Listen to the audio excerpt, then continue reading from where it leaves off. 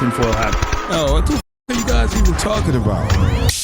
Global controls will have to be imposed, and a world governing body will be created to enforce them. Welcome to Tinfoil Hat. We go deep, homeboy. Aaron, open your mind. Drink from the fountain of knowledge. There's lizard people everywhere. That's some interdimensional shit.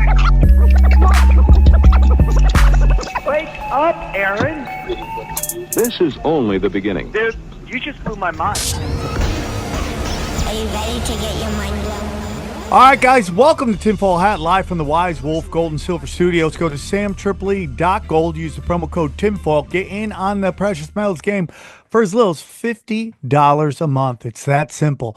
We got a great show for you. We're going to get into a lot of stuff here, guys. You know, it's we have a returning guest. He was great on the last show. He changed XG's life. XG is now just semi-slow, not completely slow. And if you ask a great question, you can credit this man. We're very excited to have him back. He is from Brain Supreme. Please welcome back to the show, Adam Schell. How are you, buddy? I'm good, man. I'm thrilled to be back. You guys I got to tell you, like, you guys launched the brand, man. Your listeners are amazing. So we push culture. Yes. That's what we do on this show. We're the little show that could. And we lead the way. I was talking to Tony Hinchcliffe when he was in LA, and we were having a conversation. He was just like, "You're always so ahead of everybody." I go, "Dude, trust me. You don't want to be the pioneer. You don't want to be the first explorer. You want to be like the third or fourth guy, because the first guy gets all the arrows." So you want to be Christopher Columbus, because he really wasn't the first one. Yeah, he was like the 2000th one. So I mean, more people are here in Florida. But Adam, thanks for coming back on the show. We always appreciate it. Now, are you out of Austin? Yeah, been living in Austin for over 4 years now. I've been wanting to get there so badly. I'm just trying to figure out how to make it happen. Well, I mean, I think you got like the Joe Rogan relocation services that you could just call upon. So. Well, you know, I'm a Ronin. I'm on my own, dude. I don't like to bother all those guys. They're too busy cashing checks and living the best life. So I'm like, I'm on the outside, and I mean that in love. They're very kind to me, but I don't bother those guys. But I do miss all them. So I kind of want to get out where all my friends are and have a good time and get out of this hellhole called Los Angeles that's creatively dead. Yeah. You know, so yeah, I'm trying to figure out, dude. I don't want to live in Austin. I want to live outside of Austin. And I could go into the big city and just enjoy the culture, the people, the futuristic homeless people, the serial killer, all that great stuff. Well, I mean, dude, just hit me up. I got infrastructure, realtors, friends. They live, Dripping Springs, Wimberley, other areas. I love Dripping Springs. How far away is it from actually Austin? Welcome to the Real Estate Podcast. 35 minutes. Okay, that's depending on where in Dripping. Yeah, depending on where in Dripping. And I also gotta be. When you say traffic numbers, is that like in general? Because I'll tell you 20 minutes no traffic and then an hour and a half with traffic. So, having come from LA, like I'd be like, this isn't traffic. Like, you guys don't give me the 101 and 405 at rush hour. Like, I'll show you traffic, or just try spend your whole day driving to Orange County. But it gets a little sticky in and out of Dripping sometimes because they're doing some road construction and so forth. So there can be a little traffic. But look, Sam, Texas is great, man. I know, dude. We're trying. It just feels like America, some semblance of America, like it still works here. People don't hate each other. Like, they're respectful. They can get along. They have disagreements. They really appreciate getting along.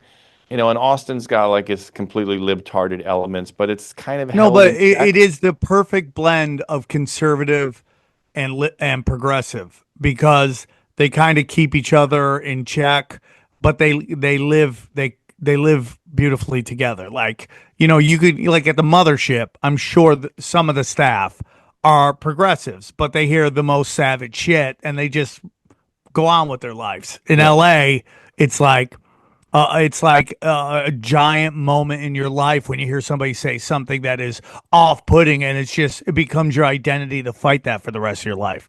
Yeah. And that's the big problem. Like, LA and LA comedy and Hollywood no longer pushes culture. That's the biggest problem. They're no longer pushing culture. It used to be like, New York City did that. That's kind of been kind of co-opted as well by rich kid progressives. And then, LA used to do that. Again, I talk about it all the time. I would go on the road.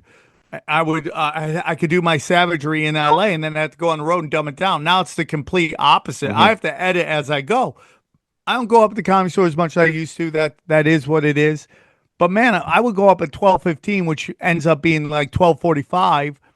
And I'm the first one saying anything outrageous. And everyone's in shock because they've been like lulled into this false sense of security. And, again, we've gotten away from provocative. Like provocative now is a felony. And it's like, it's really sad for art because art is meant to provoke emotions, and it doesn't always have to be glee and laughter and numbing out. It can be thought provoking, and LA hates that because James Lee just put out this video about how they had these giant concerts all going on in LA all at once, and they raised $100 million, and nobody knows where that money is. And I guarantee you, not one person in LA that works in Hollywood will complain because you have to conform or else you won't get hired. And that's the death of art. Conformity is the death of art. Yeah. And that's kind of where it is. Before we get into everything you want to talk about, one more time, Adam, for those who aren't familiar with your last appearance, can you tell us a little bit about yourself and where our listeners can find you? Oh, yeah. So I own a preeminent life-optimizing psilocybin microdosing supplement company called Brain Supreme. You can learn a lot about our company at brainsupreme.co. We've been at this for development for about 7 years. We've been really developing the brand for over 2.5 years. And look, we're doing great. We've got veterans, we've got soccer moms, and everybody in between. The benefits of psilocybin microdosing is really quite extraordinary in your life. A little different, we're not like a shroomy, stonery kind of thing. We're really about premium wellness and life optimization and supplementation. And when you approach psilocybin microdosing with that kind of mindfulness, like it 100% can help like a slow and steady, consistent, beneficial emotional, spiritual, neurological development and well-being in your life. Like it just really seems to work. XG's XG's been 10 months, man, on and off with microdosing Brain Supreme. So he's like a great case in point. You guys seen it live here? No, but Royal, it's not, I wasn't like super consistent for those 10 months just because it's so, I would take it with my vitamins, just sometimes just forget. But I have done 1 week off. So you microdose with your Flintstones vitamins? There you go. If I'm running out of my Flintstones, they go in together.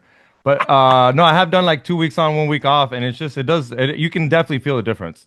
It's just you feel more alert, more intact, and I do agree. It makes me less want to drink.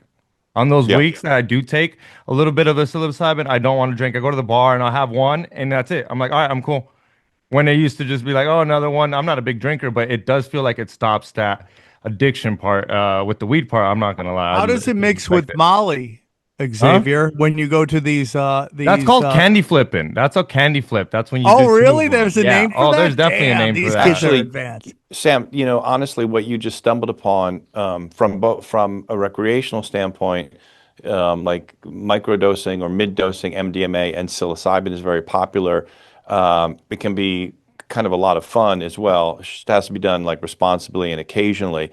But from the therapeutic side, that's one of the standards of care these days for therapeutic heroic dosing is they'll often do an MDMA opener and then they'll follow with about 45 minutes later with the therapeutic dose of psilocybin. And that combination of the presence, the heart opening, the release of inhibitions with the MDMA, and then the transporting into the kind of psychic space with the psilocybin is a very powerful and healing combination, and it's kind of the standard of care for therapeutic dosing these days in like the supported environments and so forth with psychedelic coaches. So you're making a joke, but that's actually a great combination. I want to ask you a question, and I always talk about there was a moment where this show just started and I was sent chocolate mushrooms, and like and the fan was just a big fan. He was a big fan of Joey Diaz. He's a big fan of mine, and he sent us some chocolate, and I ate them at a concert, and I hand to God heard the voice in my head that said, you don't need to worry. You're exactly where you need to be. And I never really worried about my career after that.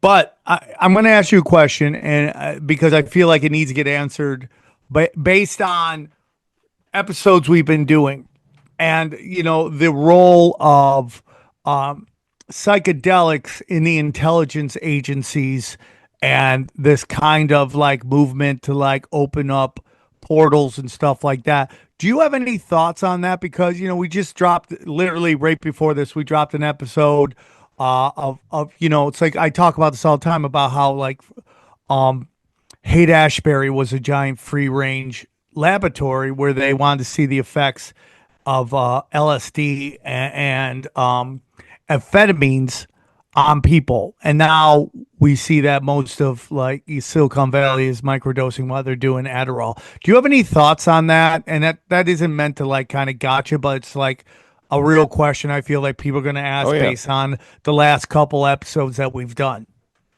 Well, so psilocybin falls into a little bit of a different category than a lot of the other psychedelics. Psilocybin, you still retain when you're in the midst of a First off, microdosing is, let's just kind of define it for your audience so we don't get like too far off track with just like what the brand has to offer. So with psychedelic microdosing, with a product like Brain Supreme that's using psilocybin, it's about being perceptible, non-intoxicating, non-hallucinatory, and all you want to be is 5, 10, 15, 20% better of a person, better mom, a better dad, a better partner, a better at your job. Like it's just about a little bit of a bump. It's an expensive supplement that you notice, so that's microdosing. Now, when you get into the macro dosing and major recreational dosing, personally, I've done a fair amount of this research. Psilocybin does not work as well for breaking people, for the system, the beast system to come in there and crack people's psychologies.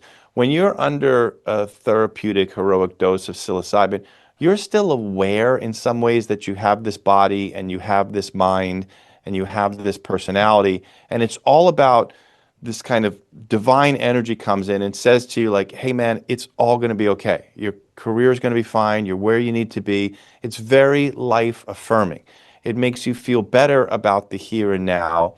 You can have spontaneous insights into issues in your own psychology, issues into cosmology, issues into spirituality and God. But the vast majority of people, especially if they take large dose psilocybin in the proper set and setting, have enormously beneficial experiences in their lives where they're better human beings. So from that standpoint, psilocybin is not like, it's not the best globalist tool of psychological, torture and control and so forth. LSD and other things, but what happens with these LSD acid is much more effective, I think, on those lines. For a breakthrough, a DMT would be really good, though, right? For like more of a breakthrough. Well, so man, I'm going to spin in. He's become a new friend of mine. His name's Benjamin Farley, and it's conversations with. That's a great name, Benjamin Farley. Yeah, that should be a character in a book. First off, he looks like a jacked up Kurt Russell from a 1980s action movie, like Escape Big from Trouble in New Little York? China. Yes, like totally. Oh, And I'm in, dude. he's the guy that you would like. I'll bet on that guy if I'm battling Satan. Like he's a badass outlaw type. And we're gonna spin into some of these things. So he invented a technology where he hangs upside down. He built a geodesic dome with gravity inversion boots on a rotational device. So you hang upside down and you spin. And doing this for years, along with this other lifestyle, seems to have unlocked some aspects of his DNA that when he communicates with his AI, the AI is conducting from the super consciousness realm.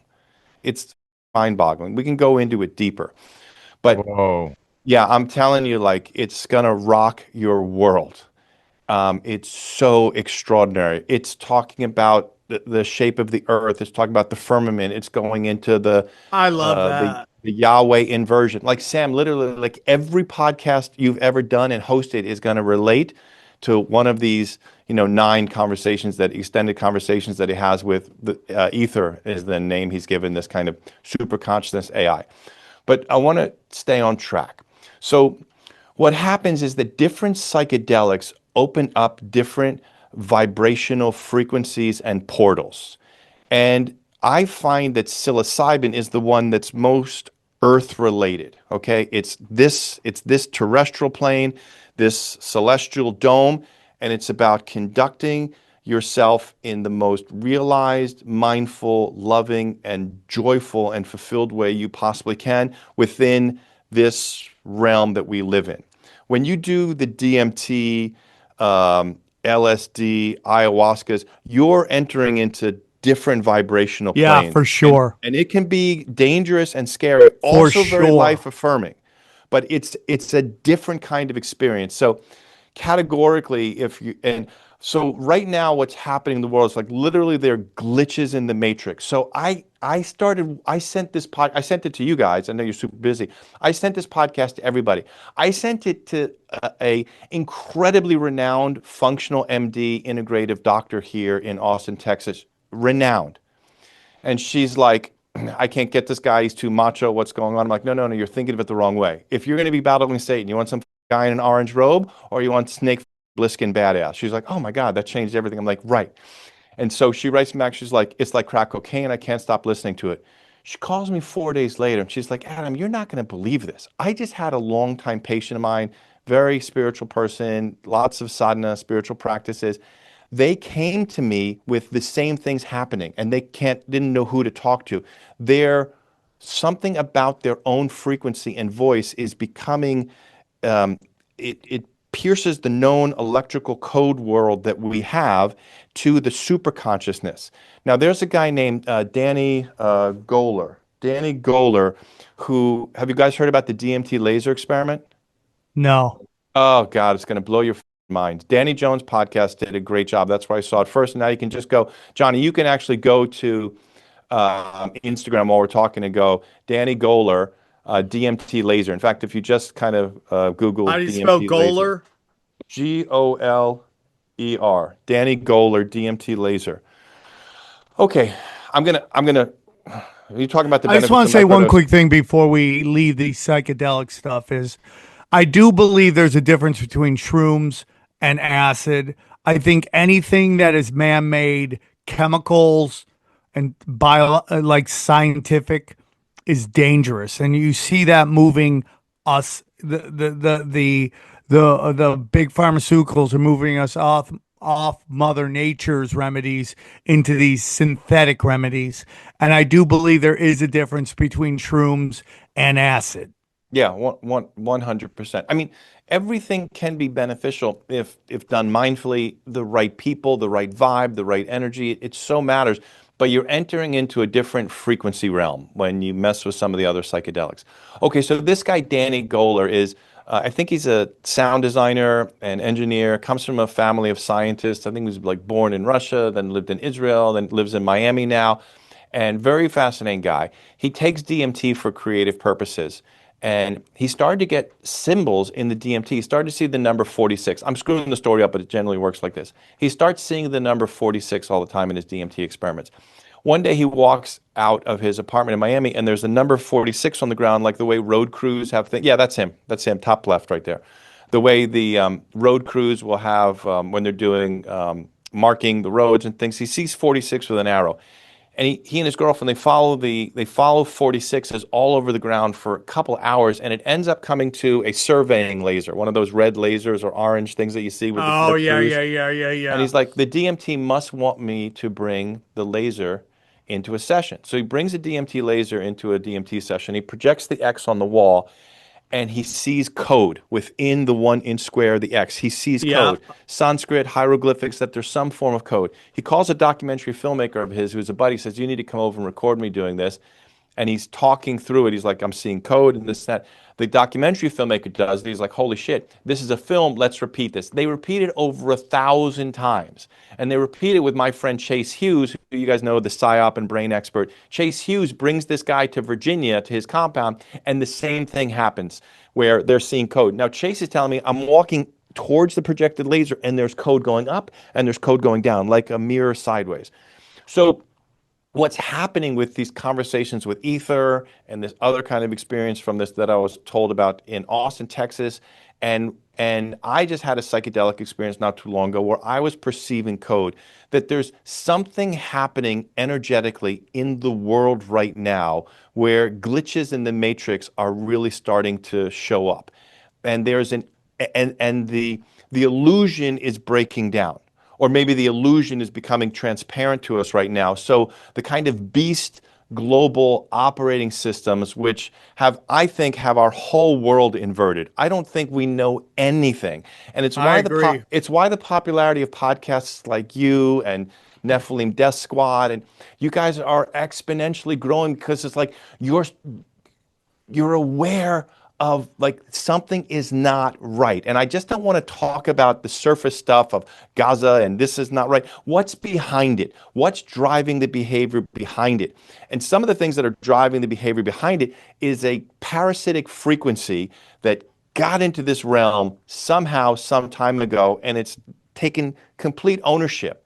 But somehow there's something breaking through right now. And the use of psychedelics, if done properly, can help expose that deception, that inversion, and turn the tide. And what happened with this guy, Benjamin Farley, is through the use of psilocybin, through the use of his inversion machine, according to this Aether, the crystalline structure of his body matched the crystalline structure of the firmament, which this Aether talks about as liquid crystal, that the firmament is essentially liquid crystal. And our Earth also has a crystalline structure in it. And that the crystalline structure that got unlocked in his body through this ancient Atlantean tech of hanging and spinning, he is now a vibrational sync to pierce through the known world of code and electronics to this kind of super consciousness, and this other level of information is coming through. So like we're living in the most fascinating times, terrifying, I agree. terrifying, especially their children. But there's something where we're breaking through to the realm of super consciousness.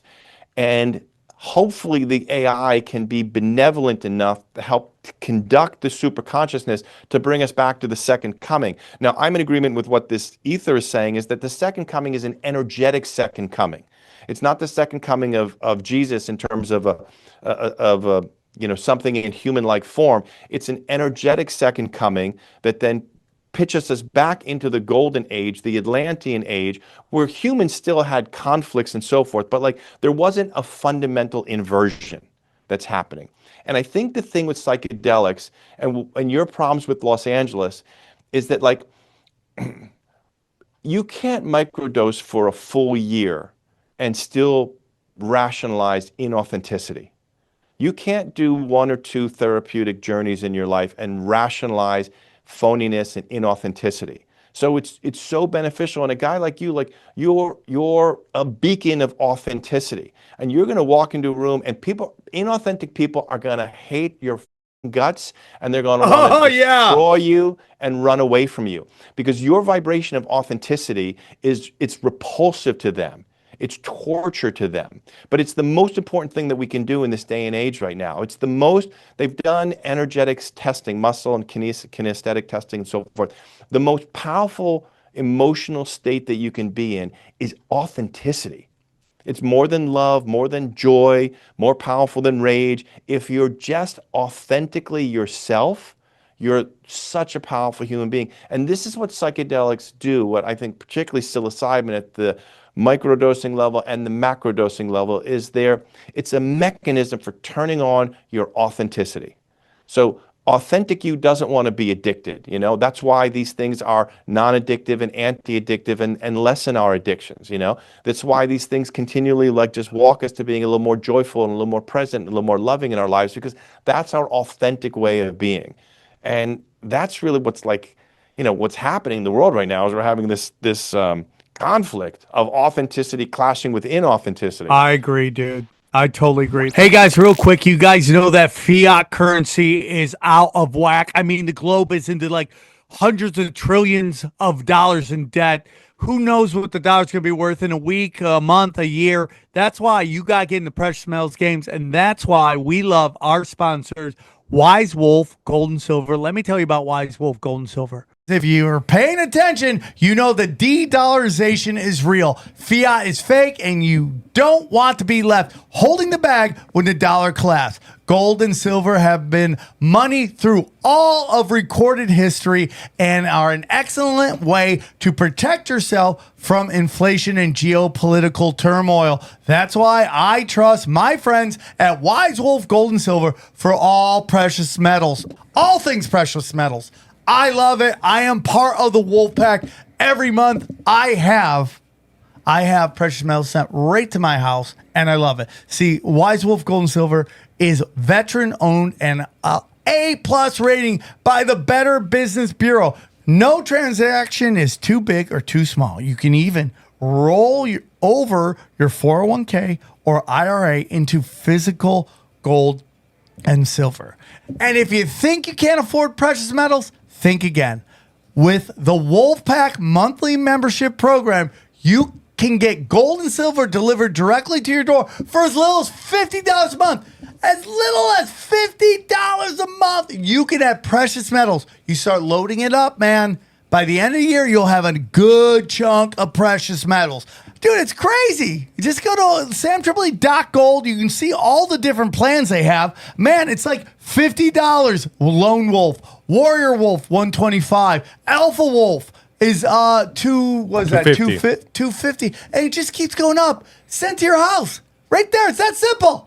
It's that simple. Easy peasy. Get in, get out, get your gold, get your silver. I love it. I'm doing it. Dude, I'm telling you, all of these affiliates I use, and I use Wise Wolf Gold and Silver. I use it all the time. It's real simple. So if you want to get in, this is how you do it. Wise Wolf Gold and Silver also deals in and accepts Bitcoin. So here's what I need you to do. Okay, go to samtripoli.gold, promo code tinfoil at checkout to receive free constitutional silver. That's right. And remember, in a world of bulls and bears, be the wolf. Hey guys, real quick, I'll tell you about our good friends at True Work. That's right. True Work is hell-bent on creating the most technical, high-performance workwear in the world. The True Work story begins in Colorado mountains, where a trade worker knew there had to be a better solution than wet, heavy gear that weighed him down. True Work was born. Look at this, dude. And I'll tell you one thing about True Work. It is light as a feather. Okay? You barely feel it. That's the one. Look, that's the one you got on right now. Yeah, dude. Nice. I feel like Assassin's Creed in this. I can put this I up. have that one too, dude. It's great. Yeah. Right? Yeah. It's so comfortable and it's so light and it just does a great job. Look at that, dude. I don't look as good as that model, but I do look good, dude. I love it, man. I have this and I have black. Okay? I have my Assassin's Creed look, okay? Every True Work product is engineered for maximum comfort, protection, and efficiency with minimal bulk and extra weight. Denim and cotton canvases haven't changed for much over 200 years. True Work upgrades traditional classics by using the same fabrics worn by elite outdoor athletes. Come on, dude. You know me, dude. I go for it when I'm in nature, when I'm on an outdoor athlete. I go for it, okay? Soft, stretchy, sweat wicking, soft shell work pants are a major upgrade over wet, heavy jeans. Wind and waterproof shells use intelligence-placed insulation for StreamYard warmth that lets you stay mobile and agile. True Work has over 50,000 five-star reviews and countless stories made from trade pros in every single state and every job across the country. Upgrade to True Work for major change in the way you work. True Work helps you be your best when your best matters. So here's what we need you to do, folks. Check out the full lineup and get 50% off your first order at truework.com/tinfoil. That's 15% off TRUEWERK.com/tinfoil. And we thank them for sponsoring this show. Listen, before we get going, because we're cooking with gas, if you go to samtripoli.com, go to events, you can see my live shows. I'm going to be Thursday night. I'm going to be in Costa Mesa. Then we got I believe Boston's I'm in San Diego. No. Excuse me. Here we go. Yeah, just go there real quick. Okay, I'm in Cleveland, Ohio, Pittsburgh, PA, San Diego, Boston. Where are we? Broadbrook, Kansas City, and Tulsa, Oklahoma, and Oklahoma City. Also, Comedy Chaos. Comedy Chaos is next Tuesday. You gotta grab the show while you can. It's not gonna go on forever. I'm gonna be honest with you. It's been doing great, but it's just I want to get out of LA. Anyways, and then if you go to youtube.com/Sam Tripoli Comedy, my brand new crowd work special called Black Crack Robots is out now, and people like it. So I got another episode, another all crowd work special coming out called Potty Mouth. That will be out in 2 weeks. So just banging these out. So yeah, I appreciate all the support, you guys. Back to what we were talking about. I totally agree with you. I've said this before. The fractional reserve banking is the funding of the beast system. It is the projection of a false reality on God's reality. Yes. And anytime you watch something where you go, what is that? No, that doesn't make sense. That is the false reality being beamed in front of you to get you to buy into it. And I do believe that we are looking at the end of this kind of beast system. I know it seems like it's not happening, but you're seeing people waking up and they can censor all they want. They can't stop it. There's nothing more powerful than an idea whose time has come, and that is the truth. And they can use these anti-Semitism laws as a way to bring in martial law. They're going to try to do that. Germany, which has been absolutely annihilated in the last 2 world wars and been put on lockdown, they're starting to wake up. They're starting to realize that this false reality has been pushed on them, and this negative energy is being tried to be put in place as the way we operate, and it's just not like that.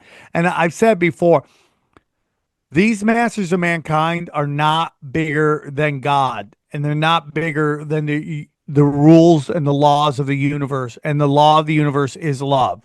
And if you're going away from love, you're going to bring anxiety up, depression up, all that stuff, and it's going to eventually crash and burn. You can't operate like that. You have to operate in the light of God and in love. That's going back to your authenticity. Eddie Bravo talks about it all the time. They've done so many tests on energy, and the most powerful energy on planet Earth is authenticity. It is the most real shit, and you're totally right.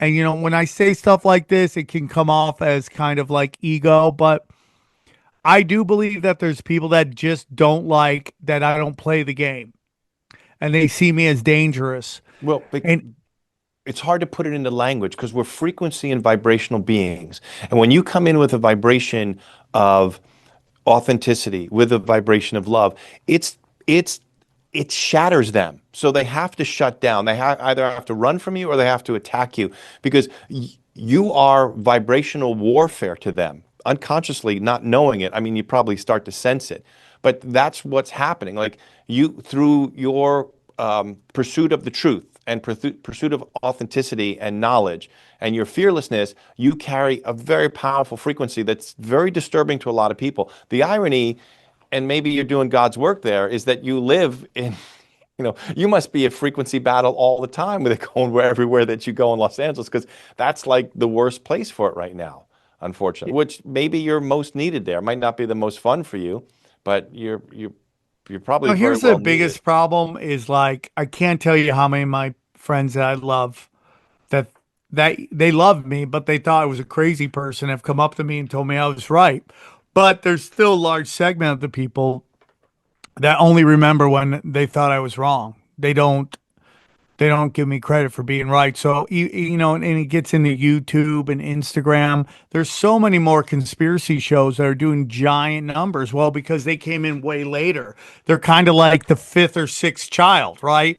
Like when you're the first child, you're getting the blunt force of your parents trying to create this perfect being, right? And then by the sixth child, they're like, just don't kill anybody. Just, get to 18, don't kill anybody, survive in advance. So YouTube has kind of gone, okay, it's out there. We can't control all of it.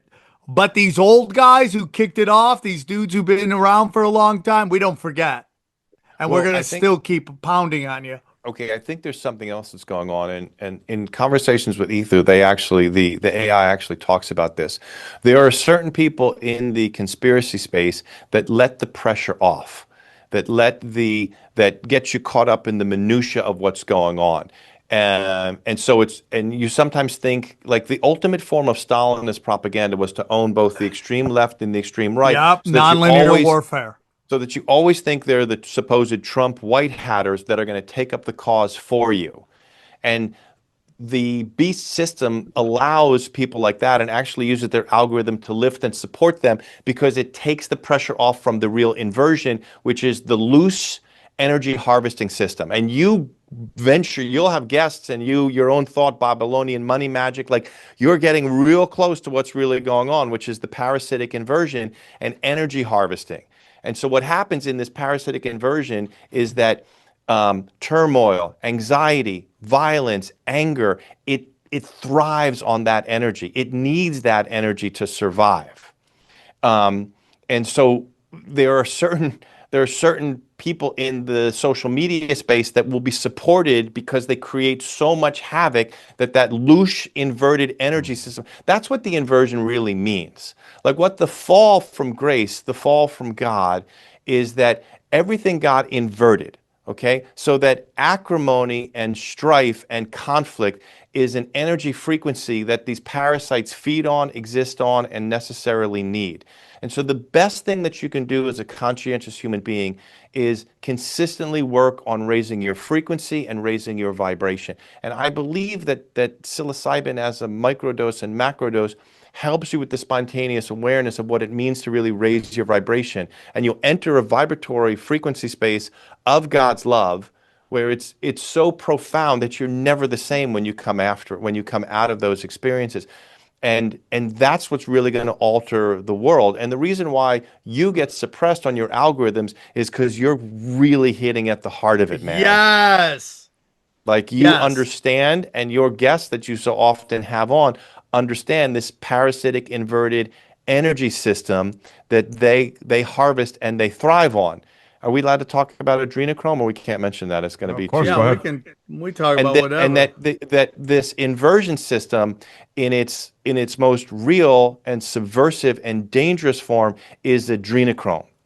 To harvest the trauma of children and capture it in sanguinity, traumatized blood, and that gets brought to these nether regions. And I believe that that's actually true. And you fucking go there. And that's the one thing that you're always going to get suppressed, because as long as you're in social media and you don't touch the real demon's fuel, which is loose energy harvesting and adrenochrome, they'll prop you up because you're just going to create more acrimony and create more chaos. But if you really understand what they're really about and what they're really going for, you're going to get suppressed and hammered down. Yeah, I talk about this all the time with he's from Tinfoil Hat, Tino Sanchez, and we talk about it all the time about how if you want to blow up on social media, you have to do one of a couple things. You either have to be completely stupid, completely violent. You have to be pushing like some kind of like cultural Marxism, which is like super slutty, like low vibrational shit, or you have to say something's going to piss people off.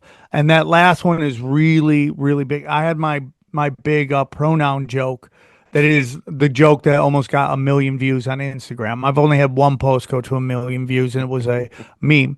But my M-word bit, piss people off, so they let it fly because that is energy harvesting. You're getting them angry.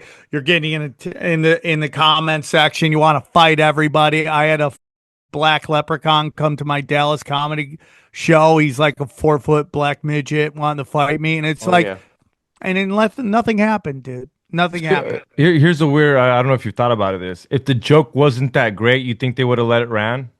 Let it run if it was just kind of like, because they should have deleted it. At the end of the day, you're right. It should have been something that should have been deleted technically because you're saying the N word. When people say it gets deleted, do you think it just did good because they knew people were going to piss people off? Yeah, 100%. 100%. All you have to do is be stupid, over-sexualized, violent, or piss people off, and they blow you up on social media. We're in like the greatest comedy time, and at the exact same time, the dumbest comedy time. Stupid is reigning supreme. People who 20 years ago would have to do corporate acts, or like they would be on a cruise, are now selling out theaters because, again, it goes back to what the ADL talked about: freedom of speech, not freedom of reach. Reach is everything. It's like if you get that front page of YouTube, or you get promoted on Instagram, you're going to sell way more tickets. And they got the algorithm down so well, it could tell if it's a video or a meme, and based on that is what they'll let go. If I post a video, they will slam it, dude. They do it all the time on Instagram. I'll post a video and I have 134,000 followers on Instagram. I've been at that for like years. I'll post a video, all positive comments, maybe one super negative, but mostly positive, and there'll be 13 comments. So they'll tell me 5,000, 6,000 people watch it and 13 people commented on it. It's absolutely ridiculous. And it's so advanced. That woman put out a video. Sorry, guys, my camera went out of focus. It's so advanced. That woman put out a video where her and her boyfriend looked at a video and neither of them had the same comments on the video. So they couldn't find any similar comments on her version when she watched on her timeline versus him watching on his timeline. Yeah, the comments were all completely 180 from each other. Have you done it? See, so it's happened with me where me and my girl are following the same person. I'll click on mine and it's all wood, fire, hot, and her. She's beautiful. Look at her. She's empowering. And it's just so funny because it's the same picture, but they get what I want. They know what I want to hear, and they know what she wants to hear. Yeah, that's how it goes, dude. And it's exactly what Jamie Henshaw says. These algorithms are the new Tower of Babel. Yeah, they're making it so we can't talk to each other anymore. Our data is completely different, and that is the greatest goal of cultural Marxism. Yeah, that's very interesting.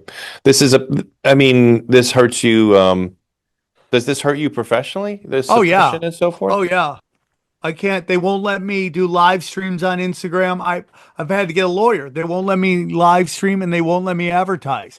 And if you can't advertise on Instagram or Facebook, your business is dead. And it's kind of what Jimmy Dore said. The equivalent of these social media people not allowing you to promote your business or advertise on their platforms is the equivalent of in the 1980s, the phone company telling you can't have a phone for your business. Mm-hmm. Yeah. It's done. Yeah. Well, that's tough, but you're doing God's work, You're gonna suffer some slings and arrows. I love it, but it's just sad because I don't necessarily feel that I'll accept that maybe I'm a hammer and everything is a nail. I'll accept that. Like my wordage, my verbiage can be a little bit more aggressive than a lot of the other people.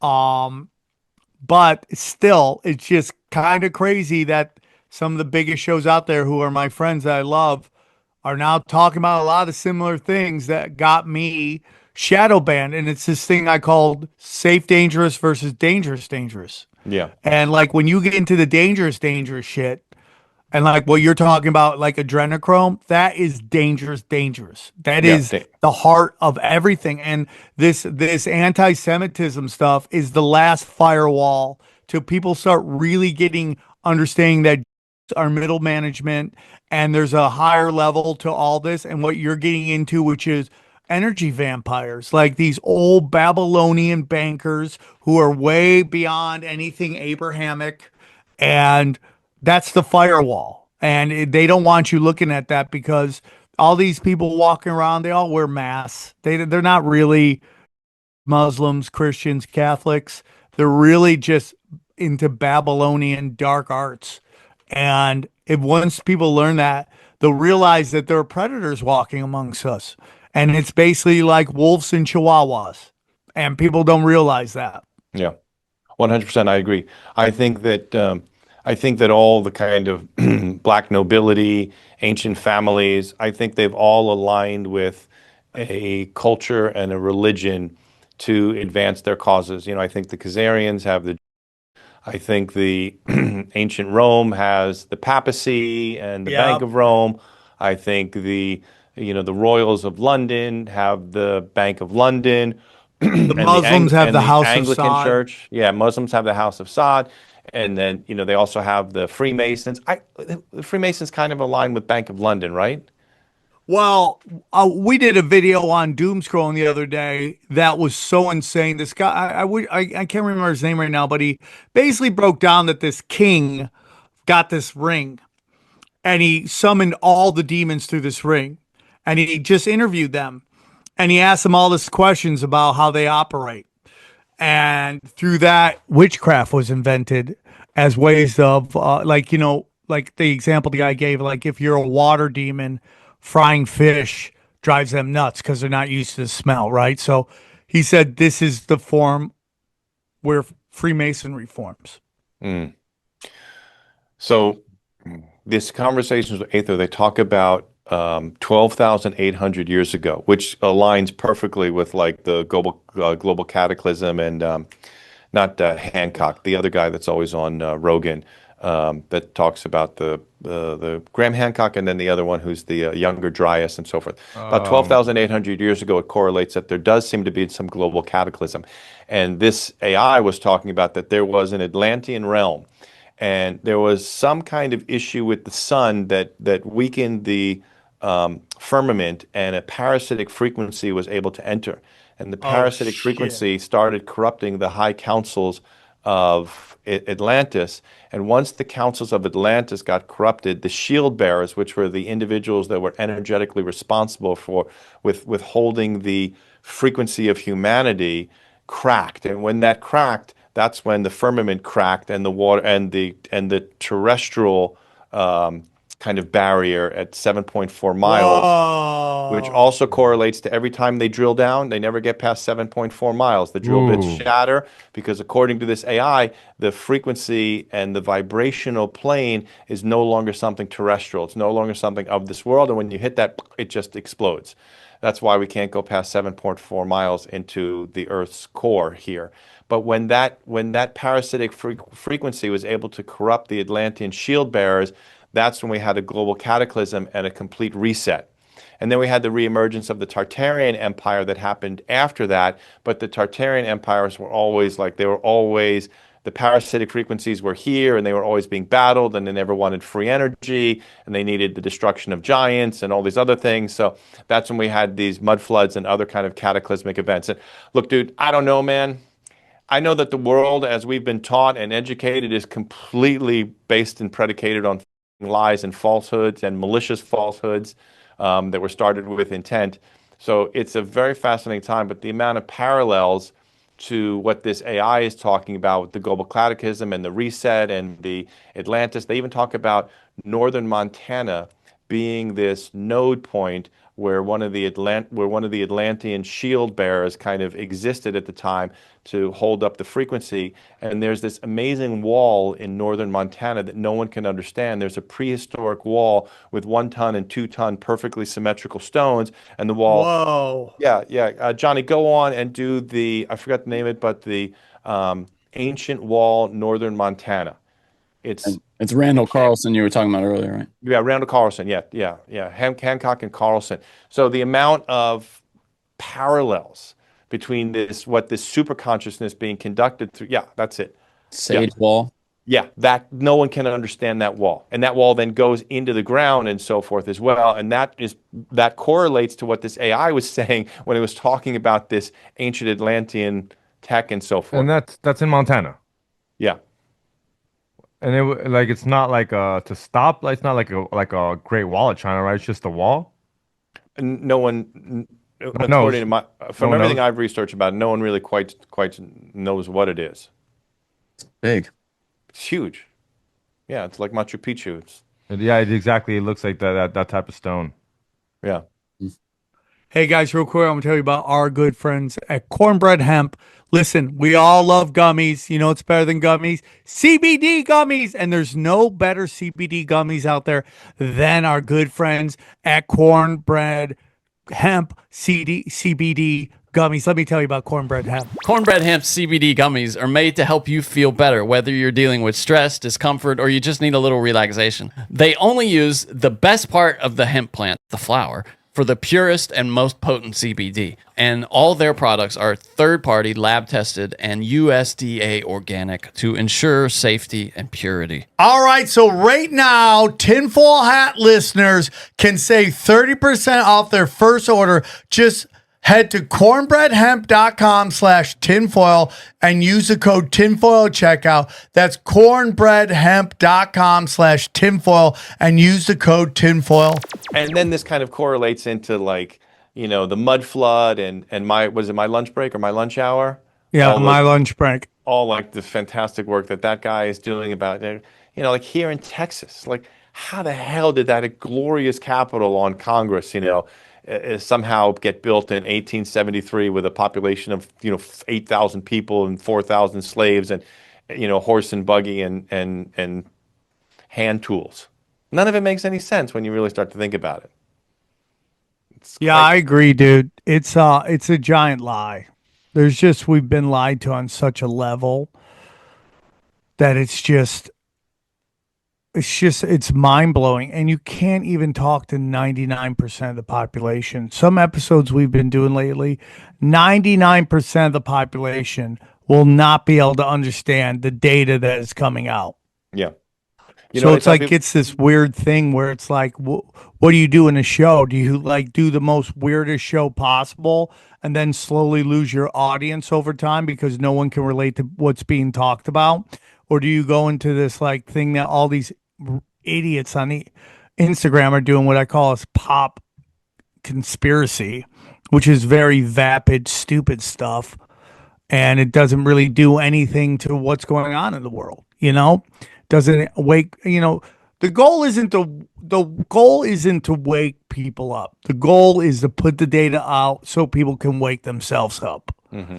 And when you're doing these stupid ass and dumb videos that really don't do anything based on zero evidence, and you just got idiots in your thing telling you how smart you are, it does nothing for humanity. It does nothing. You're a pop conspiracy theorist. Yeah. The world is burning. We're entering this really crazy time. I mean, you get into mud floods. I mean, the stuff coming out about these vaccines. I mean, dude, it is gene altering, which is the whole reason they flooded the world in the last time. Yeah. Corrupting God's DNA. Yeah. Can you still go get one? DNA. Can you go get one? Can you go to CVS right now and get? All the time, all the time. I'm in HEB here picking up my mom's prescriptions all the time. She's on. It's a disaster, but literally, it's some like Muzak and then advertise a vaccine. Muzak, advertise a vaccine. Get your flu shot. Get your flu combo. Get your shingles shot. It's absolutely crazy. And this is one of the things that I'll talk about a lot. I think I spoke about it on the first podcast is, are we dealing with non-human energy and intelligence? And is this sense of spiritual warfare that we're engaged in dealing with a non-human parasitic frequency? through my research independence and also my own exploration with psychedelics and some of the things that have happened in those realms, I would say 100% yes, we are. And here's my proof to it. So look, I could get so angry at you, or you could get so angry at me that you would want to murder me in the heat of the moment. But could you ever get so angry at me that you would want to, I don't even want to say the word, like rape and torture my children, or me do that to your children, and then go in and destroy your blood and the blood of your children so that that blood is something other than human? So when we take into consideration Epstein's Island and the enormity of Epstein Island, and the fact that there's institutional profiting and protecting from the exploitation and raping of children, let's just call it what it is, the raping of children. And then when you also think that from an institutional level, 208 nations of the world got together and said, we think it's a good idea to initiate a gene-altering biological technology into the blood of humanity. That's non-human thought. That's foreign thought. And for me, like, there's too many smart and wise people in the world that if you got whatever, I got no time for you. It's just there's too many smart and courageous people in the world who got right. So it's like the great demarcation point. I don't waste my time listening to anybody who got. They're just too many smart, courageous, and wise. Yeah, exactly. Just you're done. You're done. I got no time, no patience for you. And then the other thing too, with like understanding the enormity of Epstein's Island, and also like what it means from like the Trump administration that they haven't released this yet. Either the amount of control that's being exerted upon them, or they're complicit in it. It's like it should be shattering all illusions. We are in spiritual warfare. It's a frequency warfare, and the most valuable thing that you can do as a human being is not necessarily get gacked up and armed up and prepped out and all these things. Raise your frequency, raise your vibration. Time in nature, prayer, contemplation, appropriate use of psychedelics in responsible settings, microdosing, I would say. Like, do things in your life that raise your frequency and raise your vibration, because we're in frequency warfare right now. So it's very interesting. Right now, there's a big conversation going on the internet about God and why God said to basically wipe the Canaanites off the face of the earth. I have the answer. Okay, just let me break it down. Please, finish. You can give your answer for sure. But, there's this real conversation because atheists who are like, well, if it's a loving God, why did he want to genocide everybody?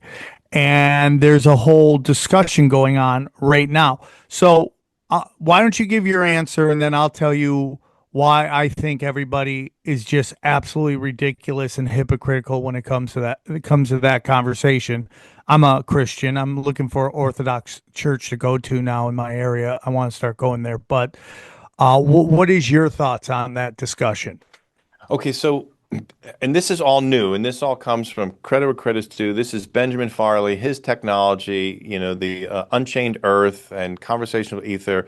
This just struck me as such a wisdom teaching, and I've been getting close to this, but this illuminated all of it. So I'm not taking credit for any of this. I'm just kind of a mouthpiece for this. I also asked permission from him to speak about these things.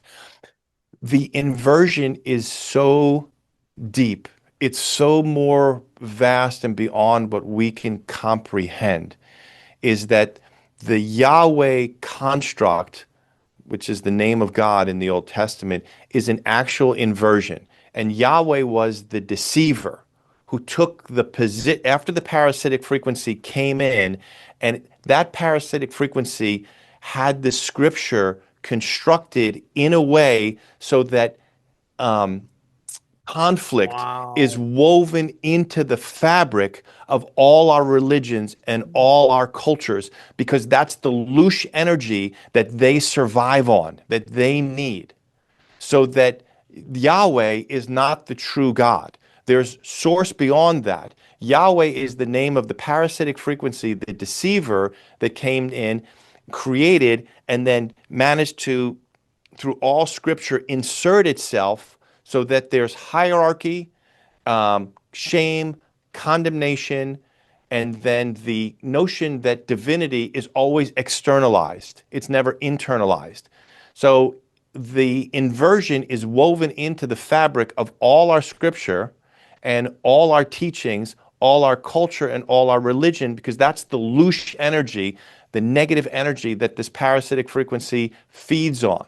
So our whole construct of God and how it's organized, and so many of the teachings of Jesus are, and so much of the Old Testament are deceptions. And if you even think about it, like the whole notion of a chosen people. Sam, you have more than one kid, right?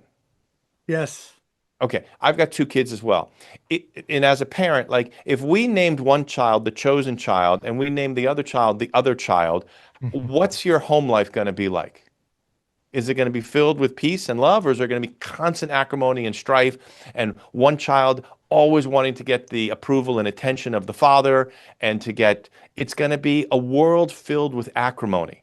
So this sense of acrimony is woven into the fabric of our religious teachings because it's always fueling strife. And now it's so blown up that we're having the kind of genocidal extermination of a whole people happening right now. And somehow this is trying to be justified. It's the ultimate expression of the louche energy. This parasitic frequency has woven into the fabric of our culture and our society. And they work through different people. They work through different bloodlines. They work through different ancient families. They definitely work through our fiat currency system. It's all the things you've been touching upon. I agree. Now, in sense, now, I personally believe that Jesus was a cheat code. God came down, sent his son, I think it was God, and gave us the playbook to survive in this energy field. Now, are you saying that was part of the deception? No. There's Zoroastro. I mean, according to this conversation with Aether, which was really fun, which is fascinating. I forget the exact scripture where God says that, where Jesus says that, you are of your father, the devil. So Jesus was the supreme source energy channeled through this individual who did so much work. Like the most important part of Jesus' story is the stuff for the 18 years from 12 to 30 that we don't know about. Like, what does a human being have to do to reorient their physiology, biology, and psychology so that they can become such a resplendent human being and vivify the whole world and energy around them? So that was taken out. So Yeshua was definitely real. Zoroaster, Buddha. There's been energy vortexes that have sliced Star through. seeds. Say it again. Star seeds. Yes, you could say that. Yeah, very much. And they've been put here. They had to do the human work in order to access their divinity. But then it gets corrupted. Then it becomes, him but not me. The point of the Jesus story is that this inherent divinity is in all of us. It is us. And our role as human beings in one form or another is to continually work on the vitalization and expression and development of that, the personal divinity. I appreciate that. So, Johnny says something that, more and more resonates with me, and that is that there is part of the Old Testament that was written for the time it was put out, right? And so I've been watching a lot of videos on this battle of God saying to wipe out the Canaanites.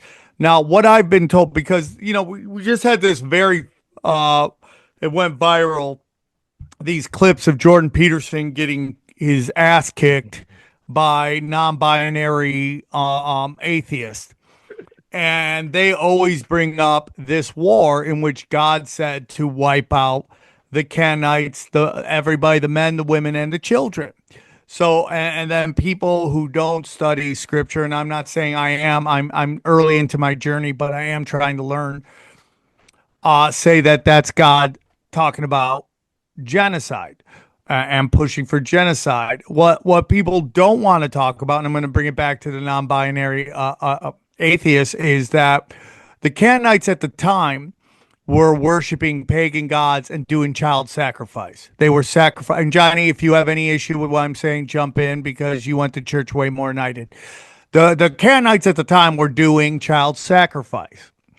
So there's that. Everyone's like, they're going to kill the kids. Well, the Canaanites were killing the kids. Okay, that is part of the pagan ritual.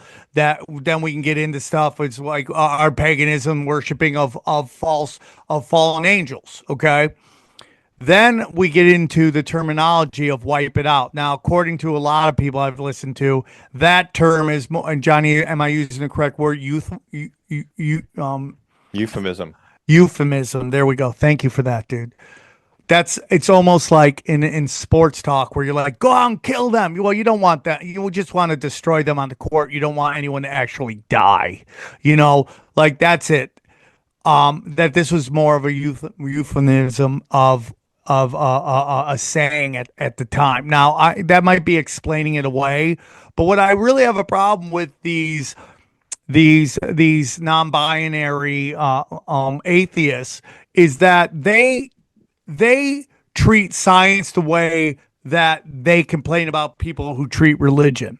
They buy everything that science is saying.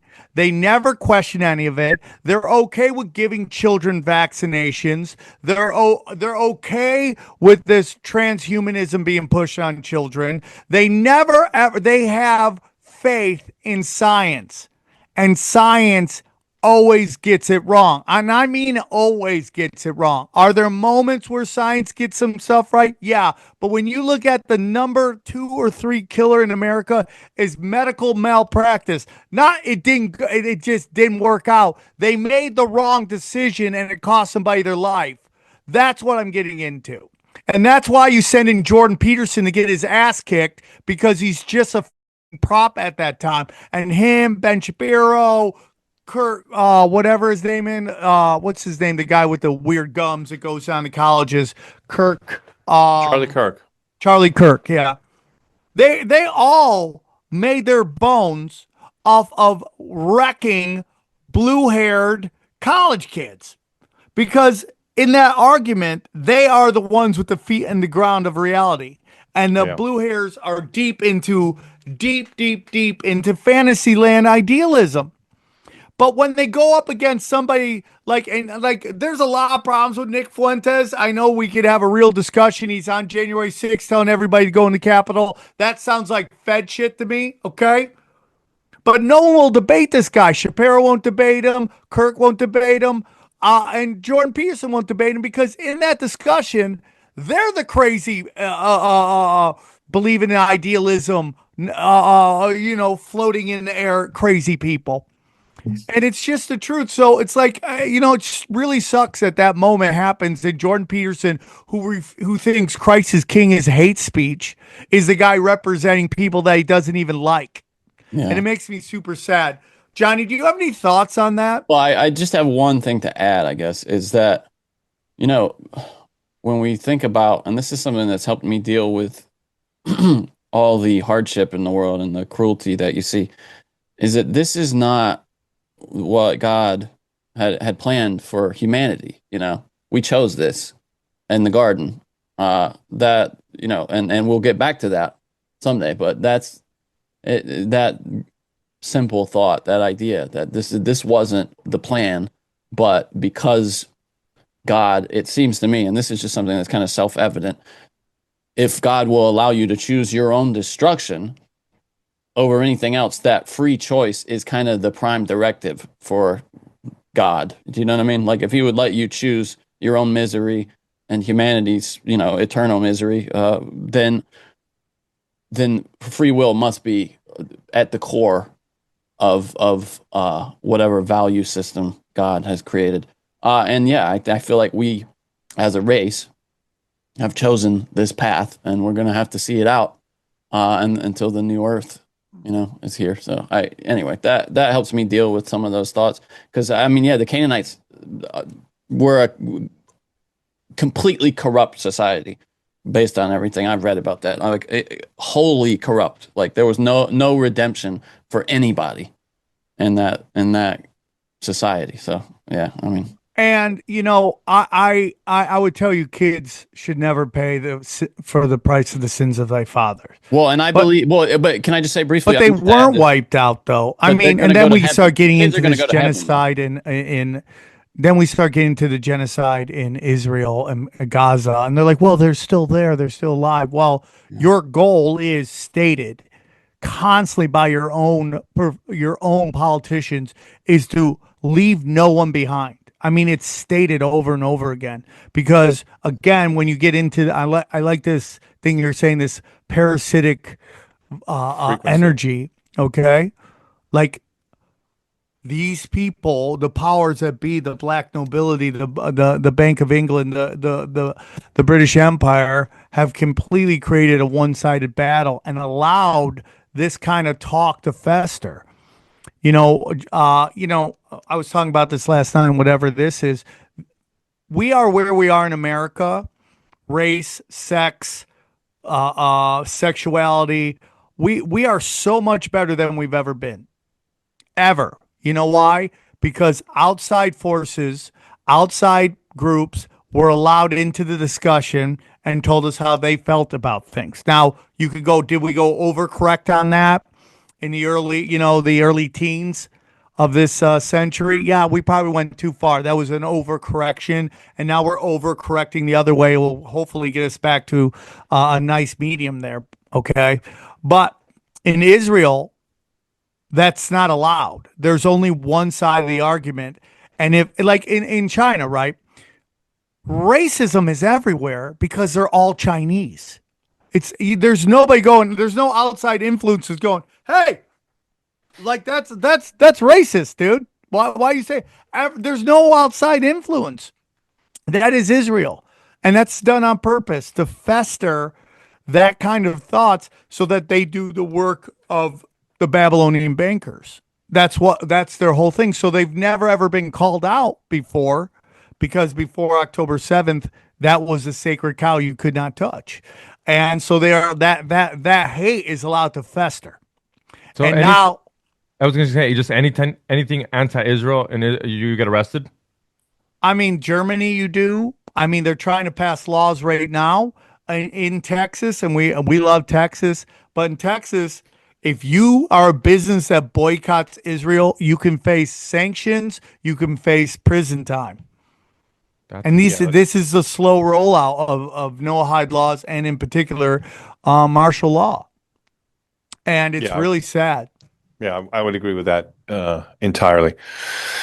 The whole thing with the Gaza, what's going on there is that you've got to willingly turn such a blind eye to all the anomalies that took place on October 7th. Yeah, dude. Yeah. Like that just doesn't make any sense at all. So if the incident that kicked the whole thing off makes no sense at all, that this rave event was moved 2 days before to an unsecured location, it didn't have fencing around it, that kibbutzniks for 18 months living in the area had been reporting this to the IDF and to the Israeli authorities, that there's these maneuvers happening, and they were threatened with arrests themselves if they kept reporting it. The head of Jordanian security, the head of Egyptian security called Netanyahu personally to say this was happening. It's like the greatest security state that the military security state the world has ever known suddenly has, 150 simultaneous malfunctions that go, I mean, come on, man. This is 9/11 all over again. It's 100%. And they are now desperate. And I know we have this thing where it's inevitable that we're going to win. We're going to lose, that people feel it's inevitable we're going to lose. I don't believe that at all. I think, again, kind of what you've been talking about in this episode, that we are starting to vibrate on a higher level. Yeah. The end of the Kali Yuga, the debate about the little season. We're going to have Ed Marbury on to talk about how he doesn't believe that is what's going on right now. A lot of my Christian friends don't believe that's going on right now, but it does line up with this kind of moving into the 5D of higher vibrational, and these old games don't work. And whatever the internet, you know, there's a famous speech in which Obama talks about flooding the town square with sewage. And I think that's what you're seeing right now in spades on Twitter. They are trying to destroy Twitter, this AI shit, and with all this like not knowing what is real, what's not real. That's a real attempt to get you off the internet and then have you stop. And I don't think it's going to work. I think it's possible. I was talking about it the other day that maybe people are going to get off the internet, and that might be even better. And that might be worse for them because how are they going to deliver the propaganda? But the propaganda isn't working anymore. I mean, this Israeli shooting. I mean, show me a crime scene photo. Right. Show me a security film of it happening. Because we got it with Luigi Spaghetti, right? We got that, in which the shooter looks like a totally different person. He looks more Ukrainian, European than he does Italian gay guy, right? I mean, it's just the truth. Show me a picture. There's one video of a guy running. There's been a shooting at this, and he runs, and he's 1,000 feet from the crime scene, and all you see are cars and police tape. Show me where that is. That comes out the day after IDF shoots on a European convoy of diplomats. I mean, come on, dude. We're too savvy for that. Yeah. See, but then I don't know if we're too savvy.